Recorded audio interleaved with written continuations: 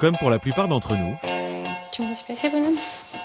c'est devenu pour Gwenaëlle le guide incontournable des vacances.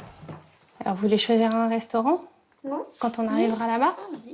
À Besse? Dans quelques jours, cet ingénieur de 41 ans part avec ses enfants en Auvergne. En mère de famille très organisée, elle a déjà réservé son logement, un appartement loué par un particulier. Elle cherche aussi dès aujourd'hui les bons plans resto. Pour cela, elle ne fait confiance qu'à un seul site, TripAdvisor. On va regarder les meilleurs et les moins bons? Ouais. Sur cette plateforme, 8 millions d'établissements référencés dans le monde entier. Ils sont notés de 1 à 5 en fonction des avis des utilisateurs. Pour dénicher les perles rares, avec un budget maximum de 13 € par personne, la famille a une technique bien rodée. D'abord, les notes.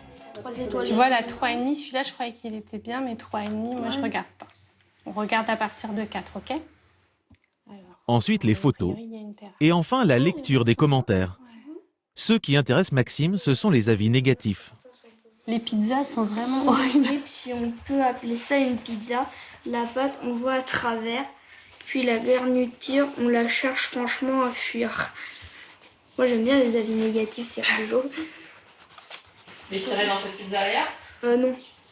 Vous faites plus confiance aux avis d'utilisateurs que d'avis de professionnels?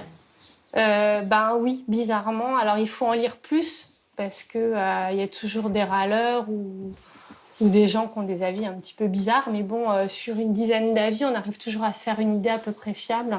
Et puis voilà, c'est des vrais gens comme nous et qui ont peut-être plus,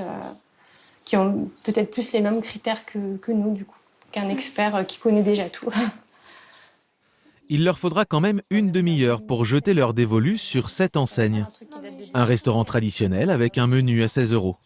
Il est classé 4e sur les 37 établissements de la ville. Fromage fondu, charcuterie sont excellents. Bon, écoute, ça a l'air sympa celui-là. 600 personnes ont donné leur avis. Un autre critère important pour Gwenaëlle.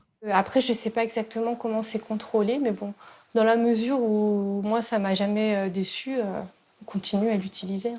Pour toi, c'est le meilleur guide de voyage? Pour les restaurants, oui, en tout cas.